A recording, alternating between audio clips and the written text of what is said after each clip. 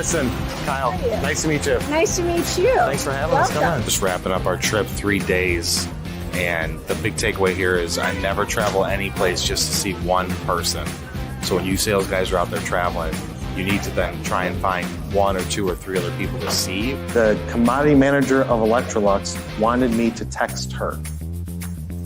That was her preferred method of contact. She was getting 200 emails a day. She said, just text me. This was 5 years ago. I'm like, okay. Literally could get her every time. What's up, guys? Kyle Milan here with Manufacturing Tribe TV. Today we're at MD&M Minneapolis show. You're always going to remember that person that was different than everybody else. So let's talk standing out and being unique. We're back with another episode. We've increased some of our production value, so hopefully you guys enjoy it. Brett's got a question. How segmented do you make the emails every 2 to 4 weeks? Are you sending to the broad group of contacts or do you customize? I think that you could do it both ways, but I think in general, everybody needs to see your content. Everybody needs to see something that you're creating and something that you can provide value to. You can tell a story a whole lot faster in a 3-minute video than you can in a 14-page article or 10 2-page articles. Everything's about brand awareness and content right now, and it will continue to be that. So focus on producing some sort of content, and if you're selling B2B, which I'm assuming most people here are, focus on LinkedIn. Number one, we do not charge for this stuff. I put all of my content out there for free. Send it to somebody that you feel may get some value out of it, and also engage. If you guys have any questions, feel free to leave them in the comments. We'll get to all of the comments after the break. Those comments mean the world to us because it shows that you guys care. So don't just sit there and watch, but please engage and hit those thumbs on LinkedIn.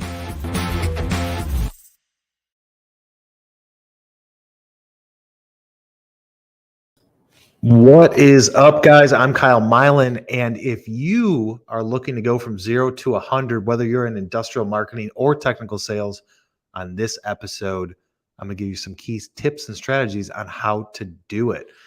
So we've already got some comments coming in through LinkedIn, which I appreciate. Anybody coming in from YouTube, let me know where you're coming in from. Love the engagement. It's what keeps driving us to create more content. So for those of you that are new to the content, to the show, we go live twice a week. Mondays is Q&A. If you have questions, you can email them over to askkyle@mfgtribe.com. And we answer those on Mondays as well as live comments. And then Wednesdays is typically about industrial marketing and technical sales. So if you don't know what I'm all about, check out my YouTube channel. We've got over 250 videos on there. It's all I talk about. It's all I know. It's all I've spent my life doing is working either in a manufacturing company, in a industrial setting, or helping companies do it with MFG Tribe, which is an industrial marketing agency that I started 6 years ago. So today's topic of the show, like it's hard to come up with topics when you create as much content as we do. And I know I talked last week or earlier this week on Monday, somebody asked a question of how do you create content? How do you start all that stuff? And I'm like, dude, just, think about all these things. When you're 250 videos in, you start to run out of ideas on what to create content about. So I typically try and pull it from experiences that we've had during the week, during the day. And this morning, I was like, you know what? We keep having this issue with some clients, some prospects that we talk to. They're like, dude, I want to go from here to there like now. And I'm like, you got to slow down. You got to wait. You got to build it up before you get there. And that made me think, you know what? This is a common problem that I deal with and that people deal with. So yeah, let's talk about it today. And we're going to talk about it from a marketing standpoint and a sales standpoint. We've already got some comments. I'll throw them up on the screen. Aura says, hello from Seattle. What's going on, man? And then we had another comment from Kyle Wolf saying hello. And then Sherry Chapman says, hey, Kyle, I see emojis popping up, and I'm not sure how to log in. Do I stay here on the LinkedIn page? Yeah, Sherry, if you go to my LinkedIn page, there should be a link or somewhere a notification that says Kyle is live. And you just click that, and then it should go live. Sometimes you have to refresh on LinkedIn. LinkedIn's a little bit ghetto when it comes to communicating with third parties. I'm sorry to keep blabbing about this for those of you that are like, dude, just get into the content. LinkedIn's weird. They don't host it live on their platform like Facebook and Instagram does. They rely on third parties to use as a streaming software, and they just communicate. But sometimes that communication gets a little jacked up and it doesn't come through, such as names of people in the comment section. So without further ado, now that we're 5 minutes, 30 seconds into this live, So you want to go from 0 to 100. So whether, like, think about this, whether you're a marketer, whether you're a salesperson, even in your personal life, you want to go from point A to point B. Whether it's like fitness, you want to go from not being fit to super fit. In this, from a sales standpoint, you want to go from a little bit of revenue and income that you're bringing in for your company to a lot. From a marketing standpoint, you don't have a pipeline that's built out. You don't have funnels that are built out. You're not getting that much traffic from your website, traffic from social, whatever it is. You're trying to get eyes on what it is that you guys do so you can market to them and try and sell them. And you want it now. The issue is that you have to be patient to a certain degree, right? Most of the time, people always relate this to from a fitness standpoint, because that's something that everybody can relate with. So if you want to go from not being fit to super fit, you got to put in the work. You can't just eat a magic pill, do a single workout. There is no secret. It's not just like, oh, if I just eat this type of food, I'm going to be fit. Or if I just work out once a day, but eat whatever I want, then I'm going to be fit. I think everybody can relate with that, regardless of what physical shape you're in. Everybody can relate with that example. So if you're, I want you to keep that in mind, your own personal situation as we go through these different points, and just relate it to what you're doing. So if you're in marketing, right, and you salespeople need to still listen up too. If you're in marketing and you want to get a lot of attention and eyes on your stuff, you have to build out the system first. This goes with sales. This goes with everything. You have to have not just a strategy. Like, I know that I want to get to here. In order for me to get to there, I'm going to use these channels to market, and I'm going to do these things to create content. And then this is how I should distribute it. But then setting all those systems up. There is no point in wasting any sort of ad dollars, pay-per-click spend on campaigns if the system is not set up to accept it. So an example of that would be if you're trying to run paid ad campaigns, but you don't have your CRM system, let's say HubSpot, for example, set up properly to where when somebody does come to your website, are the forms set up? Once they fill out those forms, are there sequences, are there workflows that are set up to where somebody fills out a form that automates a response, that puts it on somebody's calendar, then an email comes out confirming it. Once they have that conversation and people are putting notes on that customer or the potential customer's contact profile in their CRM system, does something happen after that? Is a tag automatically generated? Does that then schedule a task for follow-up? Does that start an email sequence for they get a demo or they get an offer, whatever it is? Those things have to be set up before you can really push super hard. So prospects come to us and they're like, I want to do marketing. We need revenue. Like, we were relying on referrals. They're not coming through. Our salespeople aren't doing a good job. And we're like, all right, hold on a minute. If you're going to spend $9,000, $10,000, $6,000 a month with us at MFG Tribe to bring attention around your brand, and your website sucks, we cannot do that. That does not make sense. Some agencies will be like, yeah, we could do it. Doesn't matter.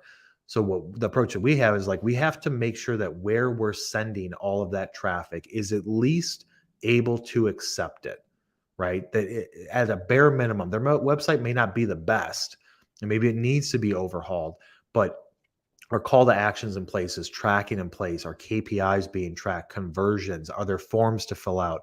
Are there internal links to get somebody from point A where they land to point B or C or D or whatever? Is that set up? Because as long as that's set up, you can market.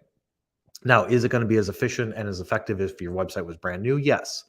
Or no, it wouldn't be.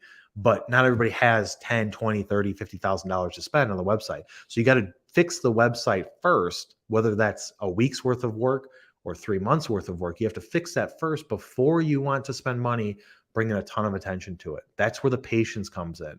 You can't just be looking to just throw, like, if you throw money at a problem, that doesn't solve the problem. If the problem is the website needs to be fixed, throw money at it to fix the website. And then once that's done, you can then start marketing and advertising.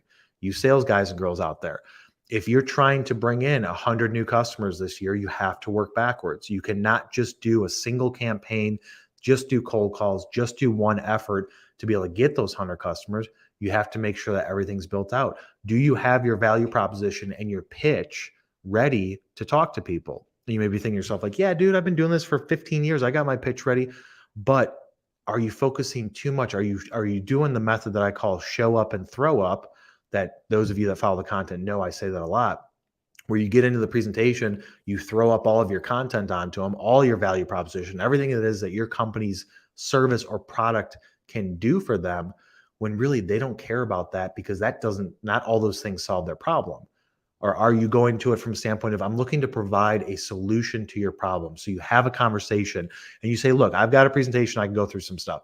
But before we get into that, I want to talk about the top 3 problems that you have on a monthly basis and ask them to talk to give you the information. And then you customize your pitch around that to just solve those problems. Once you go through your service or your product, how it can solve those problems, then you can say, here's some things that we also do just to keep in mind if you guys have an issue in the future. These are other things, other benefits that it has, that our product has, or other things that we can do for your supply chain from a services standpoint. You can talk about those very briefly. But if you're like, dude, I want to go from no customers or 10 customers to 100, and your pitch sucks, you're not going to get there. That's broken. You have to slow down and look at every single aspect of it. So it starts with the pitch for you sales guys. And then once you pitch them, is your quoting process efficient? Are you turning around quotes in a day, 2 days, 3 days, something like that? Or is it taking you 3-4 weeks? And if it's taking you 3-4 weeks, just think about it. If the process is broken, you always got to think, I was on a call with a customer this morning. I always think worst case scenario, right? Worst case scenario from the standpoint, if this works and we get a lot of attention and all that comes in at once or over a couple of days, does the system break? And so let's say that your pitch is good. Let's say that your website is good for you marketers out there, and you get 1,000 people, 100 people that all say, yep, I want to have a conversation, and you get them all in, and then you go to the next phase of your pipeline, the next stage of the deal for you sales guys, it goes into quoting.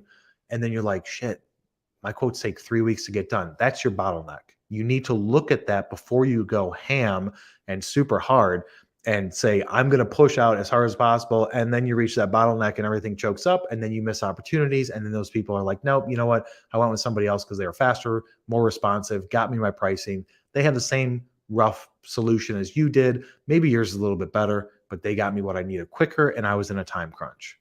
So you have to look at those different stages of your process to make sure that there isn't a huge bottleneck. Now, I'm not saying wait until management builds out your team and has 15 project engineers to quote all your stuff or dedicated staff to do that.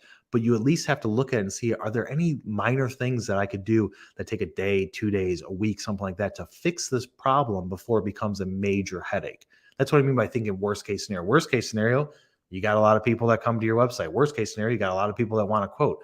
Is that really, like, that's the worst case scenario from a good standpoint, from a positive standpoint. But is the system broke? So once you go through the quoting process, once you send it to them, let's say that all those people can become customers. Let's say that you marketers, you get all this attention, you get all this traffic, and all of them want to talk to a salesperson all at the same time, right? It's 100 people that are like, I want to talk with them next week. Can your process handle that? Can your system handle it? Do you have the things set up in place? Now, obviously, if 100 people came to us right now and said, hey, we want you to do our marketing, we would turn down most of them, because we're not trying to bring in 100 people at once, because we're very strategic and focused on who we do business with, because we look at it as a partnership. So we're not just trying to take everybody. We're strategic. We analyze the people that we want to talk to, and we look at the opportunities that we have, and we see, are they a good fit for what we do? Are they a leader? Do we want to put our stamp on them and be their partner and the only person in that space of industrial that they do? That's our partner, and we don't want to work with any other competition. We're very selective. But if 100 people come through, that's how we are. But if 100 people come through to you, how are you guys going to handle it? Maybe for you marketers, there's not enough salespeople to handle that. Okay, so you can break out the conversations over a week or two.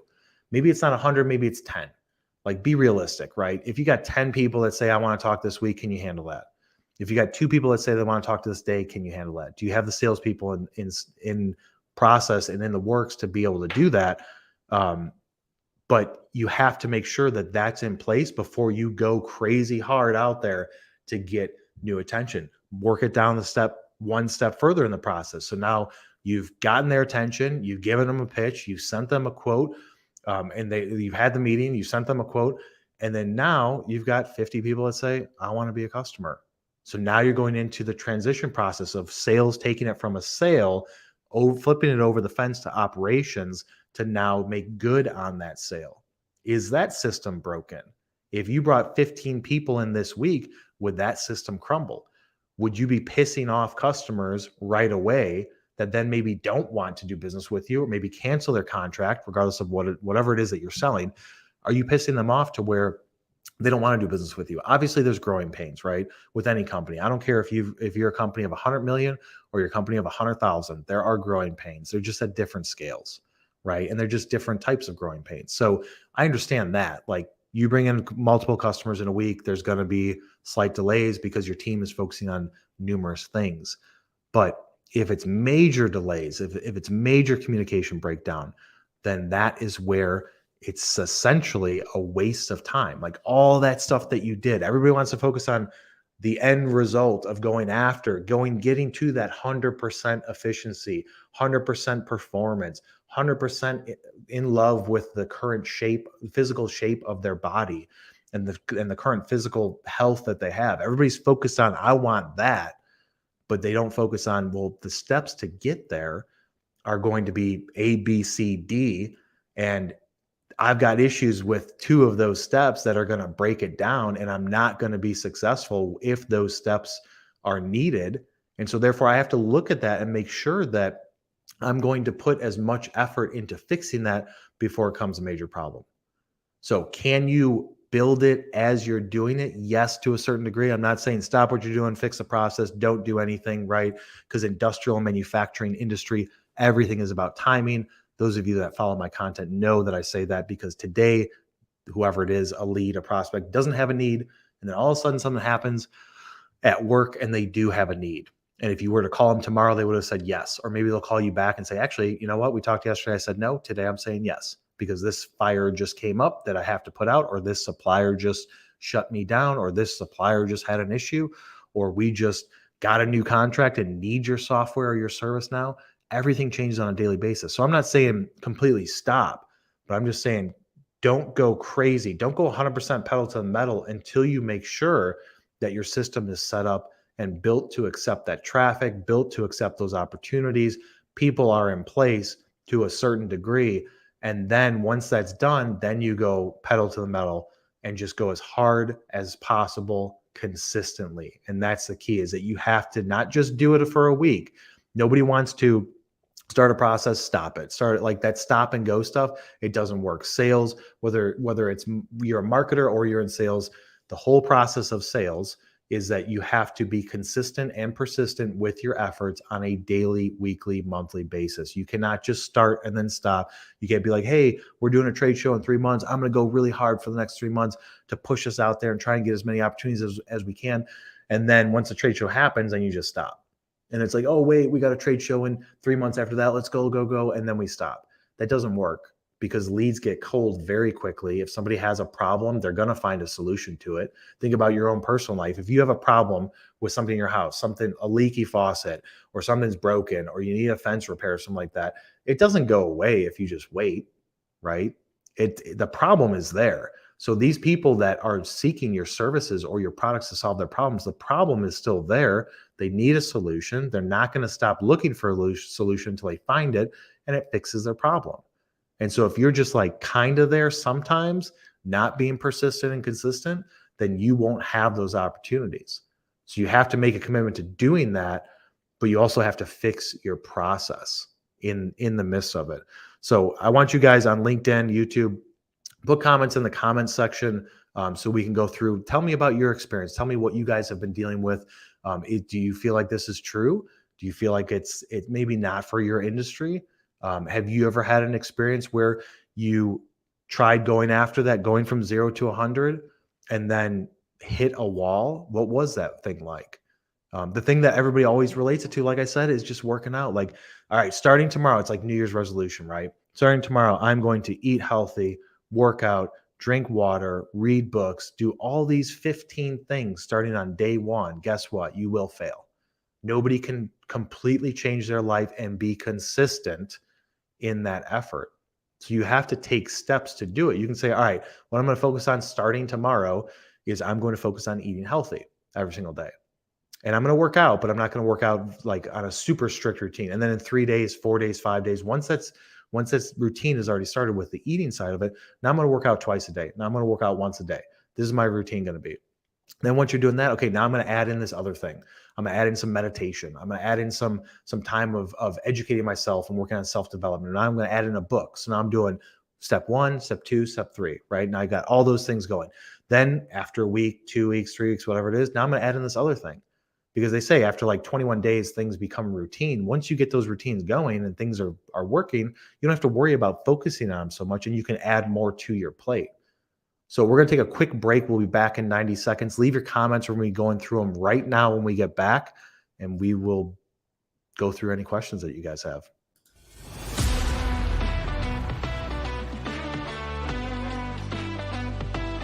What if they don't currently have a problem with a process or system? Will the approach still be effective? If they don't have a problem, man, you can't solve it. So if you go into a sales call and you're like, hey, I want to talk to you about X, Y, and Z. You guys have any issues with it? They're like, nope, don't sell the unsellable. Is homepage content the most important? So that brings up a good point. What you need to look at in your Google Analytics is your top landed pages.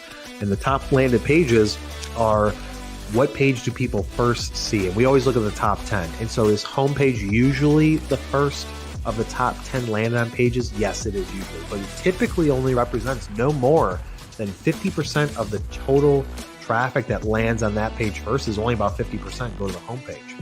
30, 45 minutes a day working on building out your network. And then I would spend 30 to 45 minutes a day engaging with your network. Assuming that you have deals already in the pipeline, current customers, you have meetings during the week, stuff like that, where it's pulling out your time to where you only have a few hours left over, then that's how I'd split it. Half your time focused on building your network, the other half of the time focused on engaging.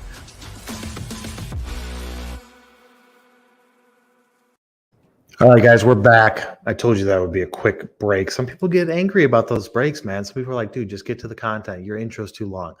I appreciate all those comments, and I appreciate even if they're negative, and I always take it in consideration. So we're back after this. So Sherry did end up finding us. There you go. Just found you. Thanks. Thank you, Sherry, for joining. Hopefully you're still with us. Oris says, consistency and persistency is key. Love it. That's right, Oris. You know it, right? Like you can't do anything, like people use the phrase half pregnant, right? You can't do anything half pregnant. Either you're doing it or you're not. I don't want to say the other version of that because I don't want to get flagged for language. But yeah, you got to do it on a persistent and consistent basis. You will never reach any goal. I don't care what it is in your life, whether it's learning something new, doing a new workout routine, eating healthier, producing content. You will not achieve your goal unless your goal is not really a goal and it's something that's like you could do that in a week. That's not a goal. That's not what I consider a goal. I mean, that's like a task list thing, right? Like I need to do this by this date, done it, check it. If it's a goal, it's got to be big. It's got to be lofty, because if it's not a big, lofty goal, when you get through those tough times, so like if you're saying like, I want to be super fit and this is the goal of what I want to look like, when it comes to those times where you don't want to work out, when you don't want to eat healthy, if your goal is just, a little bit better than you are, when those tough times come in anything in your life, your voice inside will say, you don't need to do that. You can start it tomorrow. You can do it tomorrow. You can take a day off. You can do this other thing that you want to do. You don't have to learn that right now. You can wait a day. That comes in. And if your goal is not lofty, you're going to be like, yep, I'm going to succumb to that, that distraction because my goal is not that big. But if your goal is huge and you're dedicated to it, you will overcome every single obstacle that you have in your life, no matter of the distraction, no matter of what's trying to draw your attention away. You will overcome that and still stick to your goal. But if your goal is weak, then you're going to end up being weak. Proteus Underwater Solutions. That's Nathan. Good morning, MFG. I just want to drop by and say hello from Nevada. Nathan's in Nevada, dude. Did you move from Washington? Did you get out of that state? Nathan also says, I'm looking into processing for macro algae. Dude, you're into stuff that I'm just like, nope. I literally just got out of the pool doing some stretching, exercising. Later, I have to go work out, eat right, do some more reading and networking to get this business started. That's right. That's what you got to do. Come up with a plan, right? Work backwards. I talked about this back in the end of December, beginning of January. You want to reach goals. Here's how you do it, right? This is your end goal. work backwards. What are the steps that I have to do to get there? Put all those steps down on a piece of paper. Remind yourself of that goal every single day. Write it down every single day, whether it's when you wake up or before you go to bed. Do visualization of it. The power in the visualization, right? I've been doing that for years. I fully believe in that. And visualize yourself achieving that goal. Talk about it in a future state. I own this company that does this much money or solves this many problems. I have a super fit whatever, right? Future state speaking, and then visualize it and then put in the work every single day. But if you don't know the end goal, or you don't have a clearly defined end goal, and you don't know the steps to get there, then you're just always going to be like, oh yeah, I'm making excuses, figuring out the steps that I need to get there. Nathan says, I absolutely agree. I posted up there. You guys agree with me or not? And see, this is where LinkedIn just sucks, man. Like LinkedIn user Kyle Milan, absolutely agree. Then I got to look at LinkedIn, and it's never up to date. Nathan also said, work, research, network, develop is vitally. Yeah, it is, dude. It is 100%. Orist says that he says I'm spot on. Thank you, Orist. And if you guys get value out of this, don't forget, man, share it with somebody that you know. Nathan, good brisket takes time and effort. That's right. Even though I'm not from Texas, I'm from Chicago. I'm not a huge fan of brisket, but that's what Texas has got. So Mattson's back. Mattson was on Monday. When we launch advertising campaigns, we try not to launch 10 campaigns over 10 different channels on one day, but we stagger campaigns over multiple days, weeks. That gives our smaller sales team time to deal with leads and execute demonstrations. Our team also tries to turn on and off leads. When we need a group of leads to come in during a slow week, we increase our email, social, PPC campaigns. Yeah, that's a great, and then Mattson follows up. Hopefully this isn't too far off topic. No, it's not. It's not off topic. That's a good example. So like from a sales and marketing standpoint for you marketers out there, the goal is, can I build a campaign, a process, a system that when I turn it on, I know that I'm going to get this many opportunities. From this many opportunities, I know based on experience, based on history, based on analytics, like everything has to be supported by data. I know that if I get 100 opportunities, I've got this much percentage close rate. I got this much percentage sign rate, whatever it is.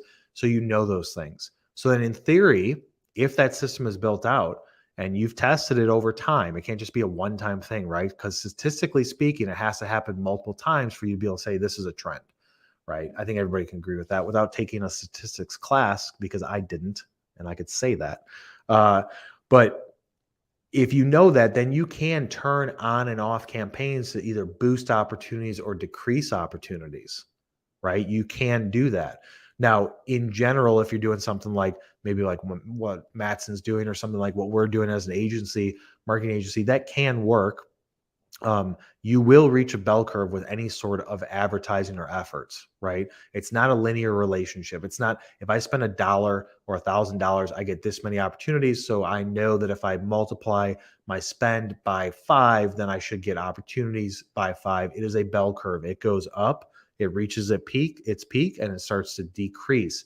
So it's not, they're not going linear at the same path of dollars spent versus opportunities. There is a bell curve. Now, where that end of that bell curve is, you got to find that, right? I can't tell you what that is. It could be $100,000. Maybe after you spend $100,000 a month in advertising, then you start to not get as much of a return than if you're spending $120,000. Find that bell curve. But for you industrial people and manufacturing guys, it's typically not something you can just turn on and turn off, right? You can go to a trade show, you can possibly get opportunities. You can make a bunch of cold calls, you can get opportunities. But with everything being timing in industrial and manufacturing, you have to be consistent and do it at least a certain percentage every single day, every single week. Now you can do increases and fluctuations from there, but the baseline has to be consistent and at least a certain amount as the baseline. This is what we're going to do every single week. We're going to make 250 phone calls. We're going to send out 4,000 emails. We're going to post 4 days a week on LinkedIn, 3 days a week on LinkedIn. I'm going to send out 25 connection requests a week, every single week. Now, that's the baseline. It has to be there. Now, you can go up above that baseline. Probably don't want to go below it, but you can go up above it and say like, oh, all right, instead of 25 connection requests this week, I'm going to send 100 because LinkedIn allows me to send 100 per week, and that's their cap. So I'm going to send 100 per week, and then you're going to increase your response. So you have to have a baseline. The baseline can't be nothing, right? It's not something that you can just turn on, turn off, at least in this industry. Nathan's back. Taking 24 hours away from your business may set you back 24 months, maybe. I don't know about that, man.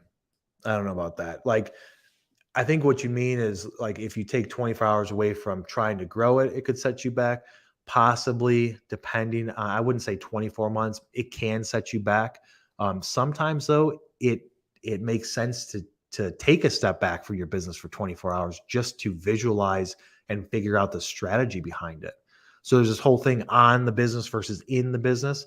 So wise people said, look, dude, 1 day a week for at least 4 hours a day, you should focus on your business instead of in your business. This doesn't just apply to business owners. It's going to apply to anybody in any job. Instead of being in the weeds every single day and focusing inside the business, 1 day a week for 4 hours, I'm blocking my calendar, and I'm only going to sit there and strategize and think about, how can I grow this? What type of big steps should I take? What type of partnerships do I want to do? What type of events do I want to hold? Like, think big picture, be a visualizer. If you're not traditionally a visualizer, a dreamer, a big picture thinking, it could be a little bit difficult for you, right? You're just thinking like tasks and how do I get this done? But you want to spend time doing that because it will help you down the road when issues come up. It could help you prevent issues. So sometimes it's good to take a step back 1 day a week. I typically have it on my calendar booked out on Fridays. I work on the business. That's where I'm doing strategy, thinking about growth, thinking about different areas, department growth, new things that we want to do, new things we want to try. I typically do those on Fridays and then try and relate to the team the following week of like, hey, had some ideas. This is what I want to start implementing. What do you guys think? So that's what I do on Fridays. Nathan says, well, pizza's the same deal. Yep, dude. Pizza's the same deal as on briskets. Kyle Wolf, good name, dude. I appreciate all your videos. I'm not in technical sales, and I have my first interview on Friday, and I'm super excited, but I do have a technical background. Dude, I'll tell you what. You have a technical background. If you've been following this content, I will guarantee you, as long as you are clear with your explanations and are confident in what you're saying, you will get that job opportunity. You will get that offer. And what I'd like you to do, Mr. Wolf, is I'd like you to come back next week or the week after, jump on the lives and be like, dude, I got it. I want that validation, because I think you can. If you've got a technical background, you're going into sales, as long as the companies aren't a bunch of idiots, which if they're like, oh, but you don't have any sales experience, but you do have technical knowledge, but I'm just looking for a sales guy with no technical knowledge, then they're idiots. You don't want to work for them anyways.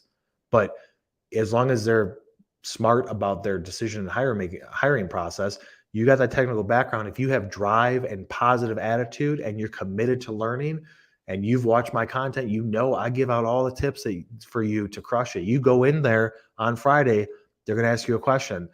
Okay, here's the situation. We hire you tomorrow. What's the first thing you're going to do? Go through my videos, man. I tell you exactly what you need to do first. Look at people, current customers, growth opportunities, people that you guys have quoted but not sold. Look at those opportunities. Those are hot. Focus on LinkedIn. Create some content. Like, I lay out the playbook of exactly what you need to do from day one at that company to day 1 million. And you go into that interview and say, this is my plan. This is my strategy. They're going to be like, dude, who is this guy? We need to hire him on the spot. I promise you that. Nathan, what I learned from calculus and statistics is simple. You can make the numbers mean whatever you truly want. That's right. You can. Everything can be swayed. If you should decide to take a look at whatever perspective you choose, what is more vital? What is more vital is honesty. Yeah, I completely concur with what you just said, Kyle. Good deal. And then Nathan's like, good luck, Mr. Wolf. Dude, Mr. Wolf, let's everybody put a comment in there saying good luck to him. He needs that positivity, those good vibes. Like, so many people are like, hey, Kyle, can you make a video talking about the questions that are asked during a sales interview process, because I want to be prepared to be able to answer those questions. And to be honest, I haven't had an interview in, like, I don't know, 7 years almost. Like, I don't know the questions people are asking these days, but here's what I can tell you.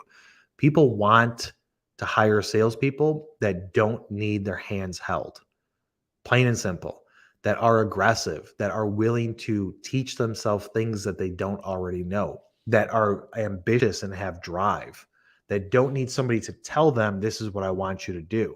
They want somebody in any industrial manufacturing company. I feel like sales everywhere, any sales company, any company that has a sales position open, they want somebody that's a hunter, that's aggressive, that's willing to go out there and do it. It doesn't need to be like, okay, so I did that. Now what do I do? Okay, well, go, here's a list of potential leads, or here's a list of people you should call.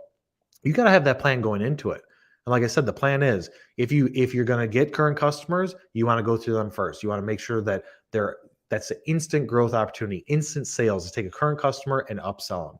And I don't want to use upselling from a standpoint of like give them a new offer, but like what more can you do for them from an industrial manufacturing standpoint? What more can you do? Is there new projects? Is there opportunities down the pipeline you could do? Reach out to them first. At the same time, go through the old potential customers that they did not close. I want the last 2 to 3 years of that list of opportunities. Those people are called the unsold. You didn't sell them. Those people you want to reach out to right away. Then you want to go on LinkedIn, build out your network, ask for new connections, look at your current customers, see what other companies LinkedIn suggests as potential similar companies to build out your prospect list of people to go after, whether it's your region or you have the entire United States. When you're interviewing for a sales position, they're going to ask you those generic questions like, tell me an example of when you overcome an obstacle. Tell me a time that it didn't go as well as you planned to. Tell me something that, like, all that BS, right? They're going to go through that. But if you go into like, look, if you hire me for this position, I've got a good plan for you. And this is what I'm going to do. On day one, I'm going to do this. I'm going to look at your current marketing stuff. I'm going to look at your presentation so I can understand your product as fast as possible. Right? Day number 2, I'm going to look at all your current customers. And the rest of day number 2, I want the entire list of people that we're not sold to. I want to look at current leads. I want a cold call list. Give me an Excel spreadsheet. Give me access to the CRM system. I want to see who's in the pipeline right now. Who can I bring into the pipeline? What trade show list do you have? Like, you go into with that and say, this is what I'm going to do. This is how my first 4 weeks look. And they're going to be like, dude, this guy or this girl, like, they got it. They know it. Greta says, Kyle Wolf, wishing you the best. Thank you, Greta.